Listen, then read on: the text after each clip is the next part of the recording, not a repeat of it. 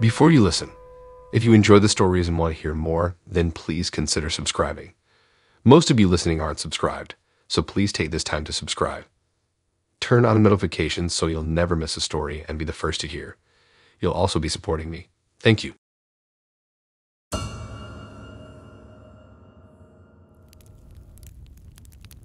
I downloaded Snapchat back in high school when it seemed like everyone I knew was on it.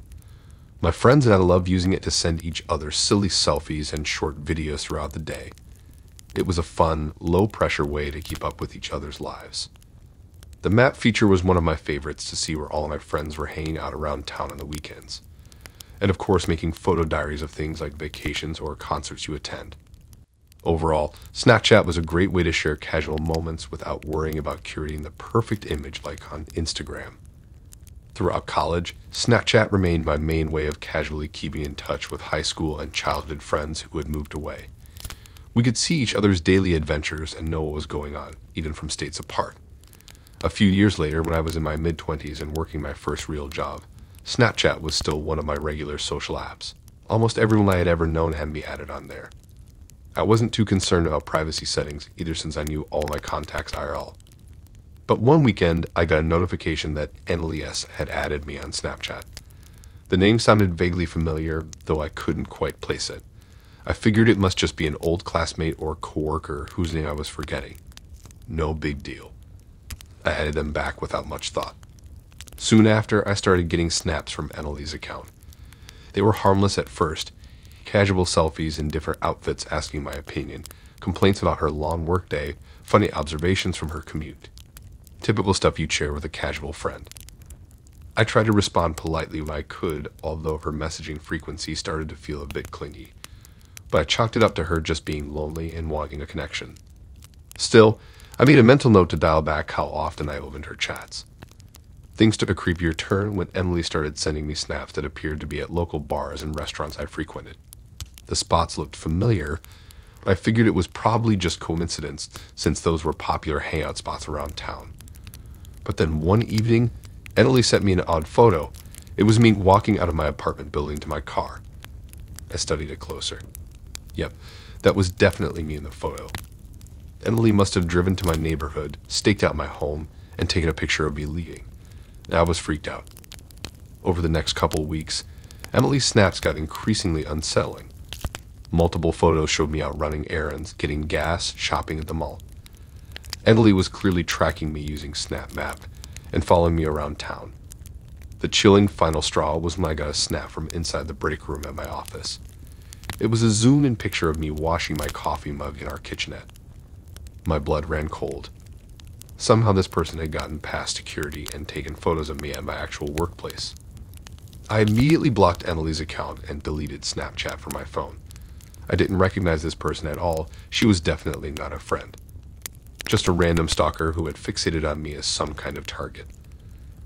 I got the police in my office building involved, showing them Emily's disturbing snaps that proved she had been essentially surveilling me for weeks. Thankfully, they took it very seriously and said they would investigate. In the meantime, I beefed up security at my home and work. Extra locks, cameras, motion sensor lights, anything to make me feel safer. I'd also shredded my predictable routines and varied where I went each day. A few weeks later, the police informed me they had identified Emily after a lot of digging. Turns out she had no connection to me at all, just a very unwell person who had latched onto me as her latest obsession. But she would leave me alone now that authorities were involved. I was relieved to put an end to the creepy ordeal, but it still left me shaken knowing this stranger had been essentially studying and tracking me like prey. It definitely taught me to be much more cautious and selective about who I allow into even my social media bubble. While Snapchat can seem innocent, the location tracing features make it easy for others to pinpoint your real-time and real-world movements if you aren't diligent about privacy. I learned that lesson the hard way. From now on, I'll be very sparing about whom I add and share my location with. No more accepting random people who could turn out to be creeps or stalkers lurking anonymously online. Safety takes priority over being polite. I feel lucky the situation didn't escalate further before I caught on, but it left me with lasting anxiety about being watched or followed whenever I leave work or home. No one should have to feel like a victim in their own life. I may never know what Emily's full motivations were for fixating on me so intensely, but now I'm prepared to do whatever it takes to guard my peace of mind. Next time I get odd vibes, I won't doubt myself or downplay it. Once was enough to last a lifetime.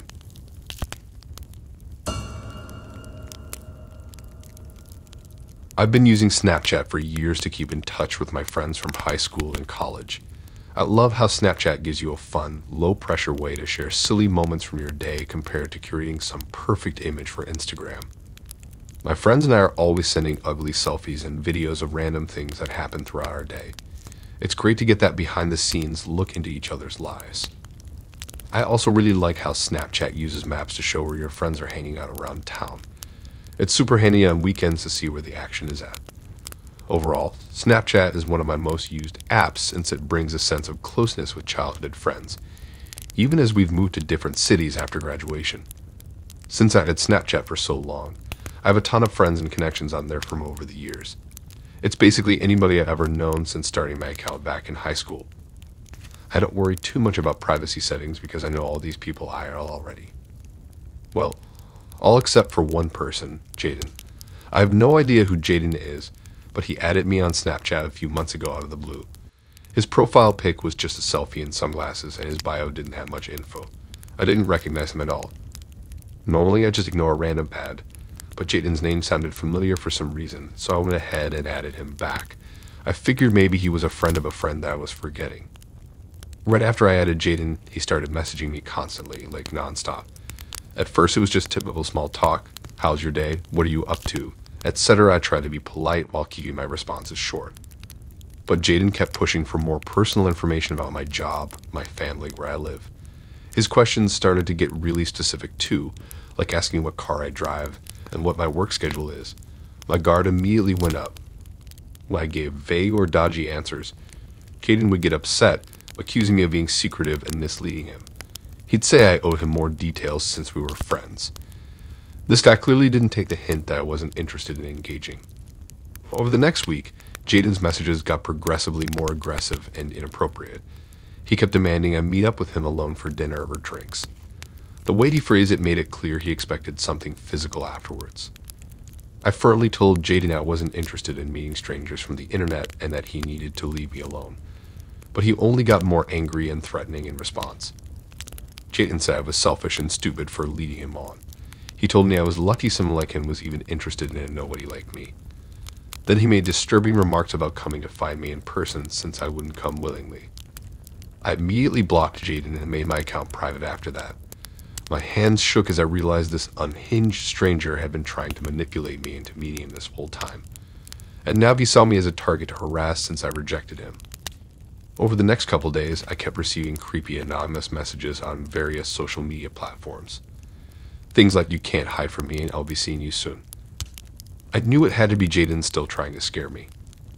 I was really freaked out, but went to the police to file a report. They took the situation seriously and said they would try to identify Jaden from his social media accounts. In the meantime, they advised me to cut contact and beef up security at my apartment. I made sure to lock down all my social media, guarding my info and location. I also got pepper spray to have on hand anytime I went out alone, just in case Jaden tried to approach me in person. Having my privacy violated like that made me wary of accepting follow requests or messages from anyone I don't know well. You really have no idea about a stranger's intentions when they try to connect online. A couple of weeks later, I got a follow-up from the police that they identified Jaden and contacted him with a stern warning to cease all communication with me or risk a restraining order. Thankfully, that seemed to scare him off, as the creepy messages stopped after that. While I was relieved this specific situation was handled, it still left me feeling unsettled knowing someone had been so angry and aggressive towards me, all because I didn't give in to their advances and demands. But I'm trying not to live in fear or let it change how I use social media. I just make sure to protect my privacy and location now. I'll never again accept random people without vetting them first, and I trust my instincts if a new online connection seems off. This scary incident taught me that while social apps can connect us with old friends, they also provide easy access for predators hiding behind a screen.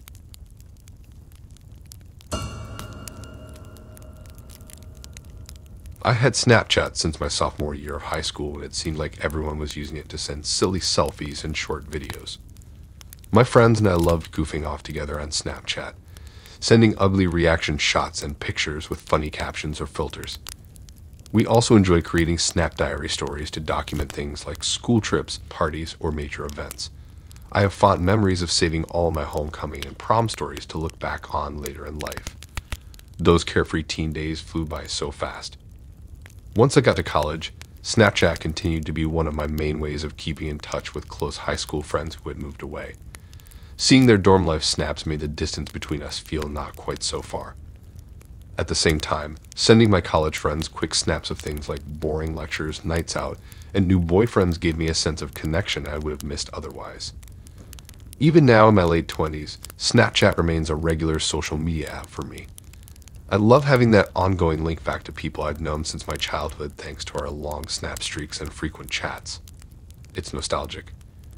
Of course, as an adult, my Snapchat content looks pretty different from the wild, carefree teen days. Mostly just quick life updates, food pics, complaints about work, glimpses of weekends away with friends, etc. But there are also some much more private, personal snaps saved to my memories that are absolutely not for sending to anyone. I'm talking risque, intimate stuff meant only for me to one day look back on and relive beautiful moments privately. I never imagined anyone else would actually see those secret, special memories that I thought were just between me and the app's privacy settings. But that sense of security was shattered a few weeks ago. I was sitting on the couch watching TV when I suddenly got an odd text from my friend Lee. Did you mean to send that snap to everyone on your friends list?" she asked. My stomach instantly dropped with deep foreboding. What was she talking about? I hadn't manually sent anything from my memories.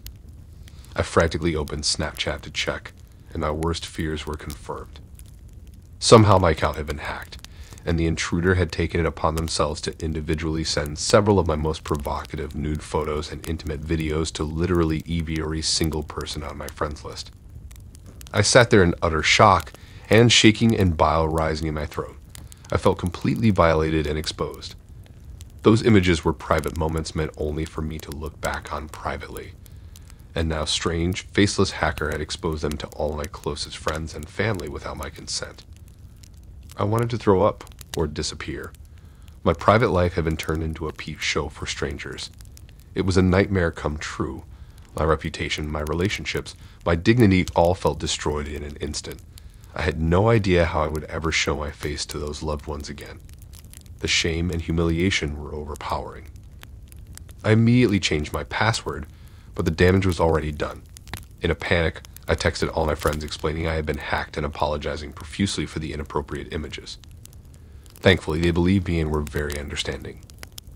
But I was absolutely mortified knowing these private moments meant just for me had been exposed without my consent to all the people I'm closest with. It was a serious violation that left me feeling betrayed and exploited.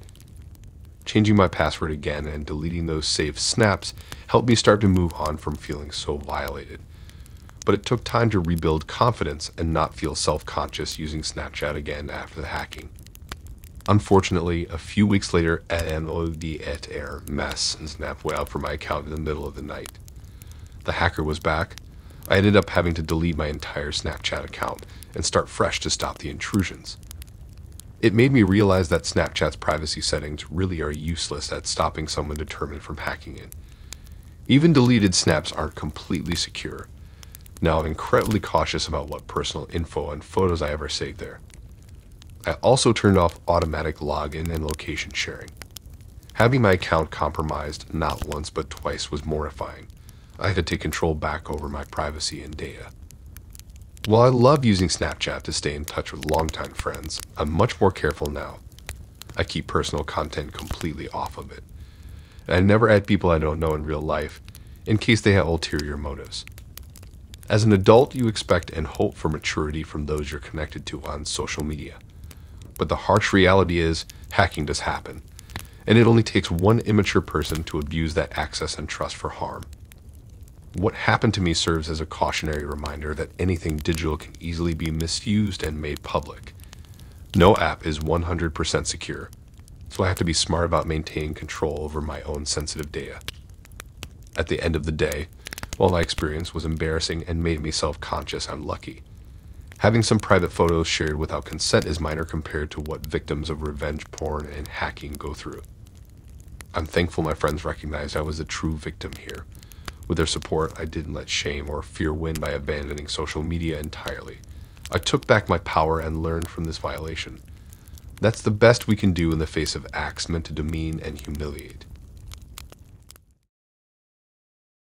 Thanks for listening in. If you like these stories and want to hear more, then please subscribe and like and support this new channel. We have more stories for you to listen to.